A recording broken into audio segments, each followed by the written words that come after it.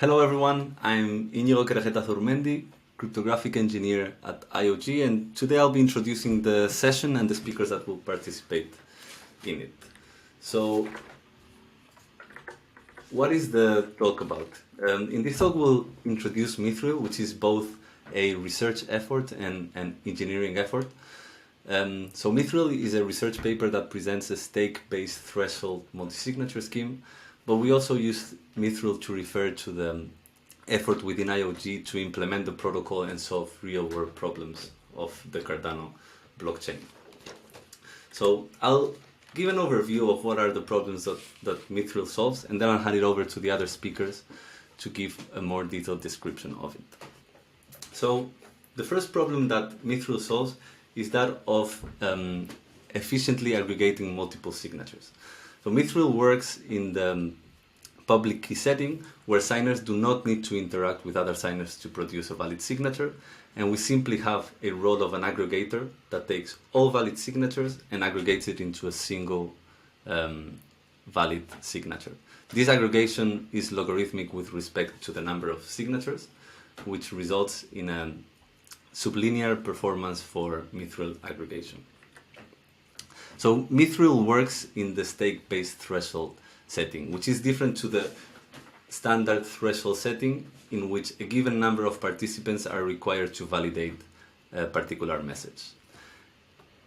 In the stake-based threshold setting, we require a fraction of the total stake to validate a given message in order to generate a correct signature.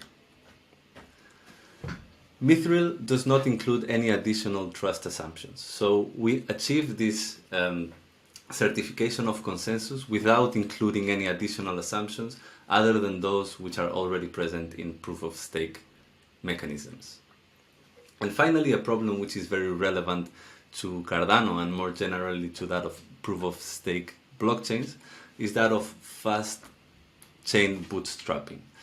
So by having this signature scheme, we can have the different stake owners of the system to validate given checkpoints of the chain history, so that when we have a new client or a client that has been offline for a long period, rather than going throughout the whole transaction history to validate the final state of it, it simply needs to go through these checkpoints in order to be convinced that the final state is valid. So having given this overview, I'll now hand it over to the other speakers. And firstly, we'll have Piros that will talk about the protocol design in a little bit more detail. Then we'll have Roman that will present some use cases of Mithril. And finally, we'll hand it over to Galois and Idyllic Vision, which are IOG's strategic partners for the development of Mithril, so that they can discuss how they will develop the protocol. Thank you, and I hope you enjoyed the talk. So, I'm Piros. I'm a researcher at the University of Athens Blockchain Technology Lab, and I'm one of the co-authors of the Mithril research paper. Now, in the design of Mithril, there are three core ideas. The first is to leverage the stake in order to obtain efficiency. The second is to have what is called a transparent setup. This means that the setup that needs to happen does not require increased trust or a very elaborate ceremony to take place. Another core concept in the design of Mithril is that of modular components. So even in the initial research paper, we have two different proof systems, both transparent, that can be used to have different trade-offs between size and efficiency. So to elaborate a bit on how we are able to leverage stake, consider the base scenario where we want to produce a signature that presumably talks for the entirety of the stakeholders. The simplest way to do that is to ask each and every stakeholder to sign the appropriate message. Now, that would certainly be a possibility, but it would also be hugely inefficient. There have been constructions called multi-signatures or ad hoc threshold multi-signatures that aim to obtain a similar goal while being more efficient, but there are still unsolved issues with regards to malicious parties not taking place and scaling with the number of users. On the other extreme, what we could do is to simply hold an election between stakeholders, elect a single person as a leader, and ask them if they're supporting a particular message or not. That might work, but there is a high probability that the user we select might not be an honest player. So the solution we arrive at is to leverage stake and ask a small group of shareholders to sign that message. So a more practical solution is to only ask a certain number of shareholders to sign this particular message. We do that in the following way. We will hold M individual lotteries, and we will consider a message to be valid if it has been signed by K different winners over those lotteries. Now, the way we do that is that we let each user attempt to sign the message and then pass their signature through what we may consider a lottery function. Now, this will allow individual users to check if their signatures are eligible as winners of lotteries and output those signatures without waiting. This is different to what is happening on standard blockchains such as Cardano, where slot leaders need to wait for the time their slot is active in order to participate. Then, once we have case signatures over different lotteries, we can aggregate them into a single Mithril signature. Now, in practical terms, the design of Mithril features three phases: setup, initialization, and operation. And we have built Mithril in such a way so that it is simple to reinitialize it without repeating the setup. This will be very relevant in some of the applications, as the initialization varies with the stake distribution. Now, to set up Mithril, we need to fix the group setting where the cryptography will take place, select the index range M, which is simply put the number of elections we will be holding, and the quorum size K, which again is the number of election winners that need to sign a signature for it to be accepted. We also need to provide a reference string for the proof system, but as we've already mentioned, this can be done in a transparent manner and does not require any high trust assumptions. Now, for initialization, the first thing to do is to update the stake distribution. This lets every stakeholder know how much stake they're holding. Then each stakeholder is responsible to register their keys, and this can happen either on or off the chain. But as it is a common function on most blockchains, this can be performed relatively cheaply. Finally, the stake distribution and attached keys are compressed. In the design we have, this is done via Merkle tree. This allows Mithril signatures to then be verified against a single hash that represents that Merkle tree. So the size needed, the size of the state needed to verify a signature can be kept low. In the operation phase, users are able to produce, aggregate, and verify Mithril signatures. Now, as we mentioned before, producing signatures consists of users attempting to sign and checking if the signature they produced is actually a winner on one of the lotteries that are being held in parallel. If that is true, the users will broadcast their signatures, and if there are enough signatures supporting a particular message over different elections, then they can be aggregated into a single Mithril signature. That signature can then be broadcast, and it can be verified by anyone only using the reference string for the proof system and the very short Merkle tree hash of the stake distribution. Right. So to finish with the design, we'll go through the process of a single user creating a signature with Mithril. So to start off, a user will check the amount of stake they're holding and pass it through a score function to obtain their score threshold T. Then they will attempt to produce a candidate signature S. Now, for each index, they will evaluate whether the candidate signature they produced paired with the message they have just signed and the index number of the lottery they're checking against produces a score value that is less than their threshold T. If that is true, then the candidate signature they produced has actually won the lottery on that particular index number. If not, they will just try the next one up. Now, after they have tried all possible indexes, they will have potentially one or more indexes for which their signature S is actually valid. For each of those indexes, they are able to output what in Mithril is called an individual signature that consists of their candidate signature, the index number for which it is valid, and a short proof that verifies that their score is indeed consistent with the stake they have registered in the stake distribution.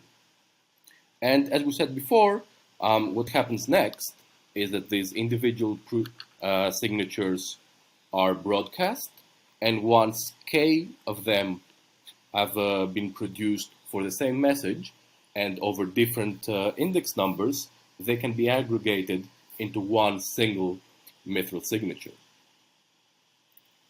Right, so now we can move on to the next part of the session where Roman will talk to you about the applications. Thank you, Piros. I will go through Mithril use cases taking into account the whole planned architecture of the system that is being under analysis and development now. On this slide, you can see high-level representation of software run by stake pool operator, its connection to Cardano peer-to-peer network, Mithril nodes peer-to-peer network, and a Mithril client connected to the node run by stake pool operator. Mithril node at the SPO platform accesses verified blockchain at the local storage and runs the protocol to produce Mithril certificates that are kept at the Mithril storage. Dedicated peer-to-peer Mithril node network is used for that. When necessary certificates are already produced, they are kept in the Mithril storage and verifiable sync among the whole network. Thus, the stake pool operator is ready to share both the full Cardano blockchain as well as the list of valid Mithril certificates for it. Next, when a Mithril client connects to the network, it requests a list of Mithril certificates and asks only for header of the longest chain of the Cardano blockchain. Several SPOs can also be independently used for that. Then the Mithril client verifies that certificates fully confirm the obtained Cardano blockchain. The whole procedure is a lightweight one and will not require involvement of significant network storage or computation resources. Let us also note that Cardano full node sync and fast sync with Mithril procedures are not mutually exclusive. They can be run in parallel. Mithril fast sync will be later confirmed by the full node sync. On this slide, you can see what amount of work we can securely omit using the Mithril approach for the base consensus taken in Ouroboros Classic, taken just for example. Already having a list of slot leaders, we need to parse the transaction within the commitment stage and extract from their randomness commitments for the next Ouroboros epoch. After that, it is required to keep the stake distribution snapshot while blockchain grows with regular transactions. After that, all transactions within the open stage must be processed, and randomness open transaction must be extracted. If some commits were not opened during this stage, an extra protocol is run to reveal randomness, with additional real transaction put on the blockchain. Only after that, a list of slot leaders and their public keys are known and can be used for verification. For next-gen Ouroboros protocols like Ouroboros Praus, Genesis, and so on, the procedure is more advanced, but also can be verified with Mithril. When we apply Mithril signatures, all this complexity is replaced by extraction of several blockchain transactions via block Merkle tree, and lightweight verification of Mithril signatures. This gives significant improvement of time and required resources, including computation, network exchange, and local exchange, resulting in fast sync and applicability of more constrained devices, keeping the high level of security guarantees. On the next slide, you can see another Mithril use case. Besides fast and secure sync of the full node run by Delos Wallet or stake pool operator software, Mithril can be run on mobiles with a fully trustless approach. The mobile client is a Mithril client that uses its certificate obtained from the Mithril node. The procedure is comparable with the SPV verification for proof-of-work blockchains, and with advanced security settings, it is potentially more efficient than SPV blockchain verification. The same procedure may be applied to implement so-called wallet as a service add-ons. Imagine that some user software requires to process transactions on the Cardano blockchain, like in computer games or somewhere else. There is no option to implement a full node wallet, but this user software may use Mithril signature for trustless access for external APIs. Here we get lightweight, trustless, and secure operations with Cardano blockchain provided for external software. On the next slide, we can see a further application of Mithril signatures for running sidechains. We have the main Cardano blockchain and some external sidechains to be connected to the main chain via forward and backward transfers. Moreover, these sidechains might have different consensus protocols. Application of Mithril also allows efficient, lightweight, mutual blockchain state verification, like for already given examples. Thus, certificate validate the current state of the specific blockchain, as well as correctness of forward and backward transfers in a secure way. And the last example of Mithril we thought about till the moment is stake-based voting application and governments. Regardless of the voting protocol complexity, there is a total results for elections made by this protocol. The voting protocol should provide universal and individual verifiability, as well as other important properties. But total verification may require significant computation effort and storage amount, as well as underlying synchronization of blockchain. Mithril signature may be used for secure and lightweight TOLE verification in this case. The stake-weighted voting procedure is also useful in governance, when stakeholders go through a decentralized decision-making process and provide the final result in an easy and verifiable way. As for now, that is all about the main application fields of Mithril we already thought about. As you can see, there is a deep math theory and security proof behind it, as well as a wide range of application options. And now I am passing the word to implementation team. Joel, the stage is yours. Thank you. Hi, I'm Joey Dodds with Galois. We're the group that's going to be developing a prototype implementation of Mithril. I'll start off by letting you know who Galois is. We're an advanced R&D firm. We spend most of our effort working on formal methods, cryptography, and correct hardware implementations. And we tend to work for quite a wide range of clients. Our main client is the US government, including the Department of Defense and others. We've also done extensive work formally verifying cryptography with AWS and blockchain companies. And we've done numerous other cryptography services with a range of commercial clients. We're very excited to be working with IOHK. Galois and IOHK have a lot in common. Both companies really enjoy formal methods. We look to use advanced formal techniques to make everything we do better. We are a Haskell shop primarily. We spend a lot of time working in Haskell, but we do it when it makes sense. Haskell is not always the right tool for the job, including in this case for the initial implementation of Mithril. And whenever we get the opportunity to, we really like to transition technologies that are enabled by cryptography. And we're going to be undertaking a prototype implementation of the Mithril protocol. So we're taking all of the theoretical work that's already been done on the IOHK side that you can read the papers about, and we're going to create an implementation in Rust. And the reason that we're using Rust in this case is that it's going to be ideal for very fast but also safe prototyping in order to show that Mithril is going to make sense when it's implemented in code. There's already a healthy cryptography ecosystem in Rust that we'll be able to pull from. There's numerous existing open source efforts that we'll be able to utilize in this effort. And we're going to be taking, again, the IOHK research directly out of the paper and implementing it. So what we're eventually gonna release is going to be an open source repository that's complete with a fully documented Rust API that's meant to be easy to use, but also it's going to include the ability to use multiple proof schemes, as we mentioned earlier in this talk, and those should be able to be swapped out without having to worry about what's going on under the hood. So it should, initially we're starting off with the simpler of the two schemes, but then later on we're going to move to the more complex scheme, but that also uses smaller signatures. The implementation will also be delivered with a full test suite to help developers understand what's going on internally, but also to ensure the correctness. And then we're also going to be developing thorough benchmarks to give a great sense of the performance of this library, as well as to provide ongoing information about performance as the library evolves.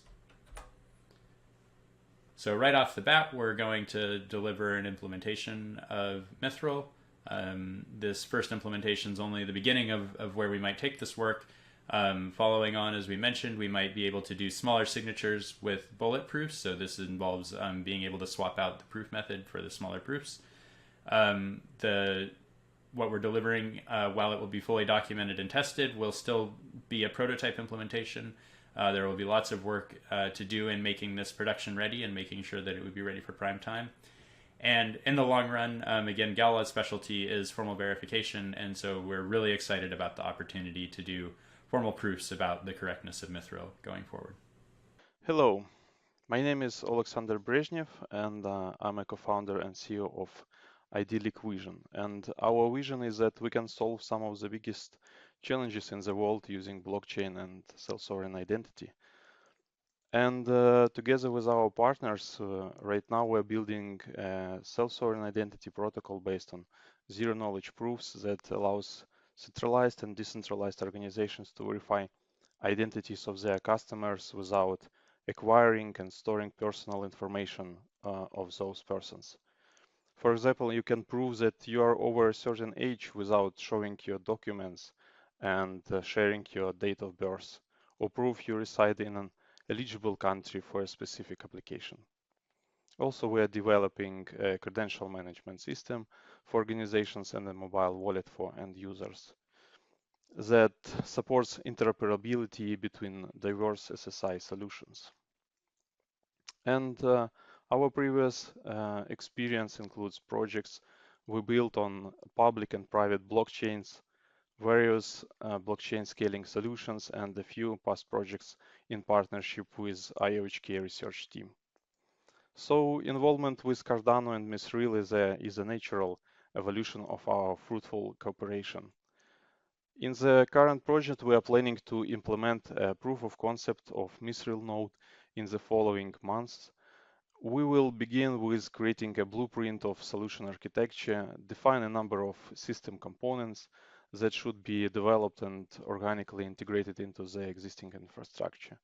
This includes integration with Mithril crypto library and Cardano node, and also networking layer for communication between nodes. The result of this phase should be integrated into the Cardano to enable fast bootstrapping of the node and add support for extra functionality like lightweight clients, as already mentioned. This might look straightforward, but there are challenges to solve. We need to solve how network discovery should work, how do nodes exchange keys for the threshold multi-signature, how do clients verify certificates. So as you can see, we have a lot of interesting work to do and challenges to overcome. And that is all I have for today. Thanks for listening.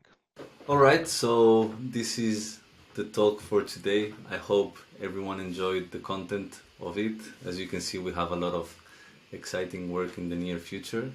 And do follow closely the progress of Mithril, and we'll hopefully see this soon being used in Cardano. Thanks for listening, and see you in the rest of the summit.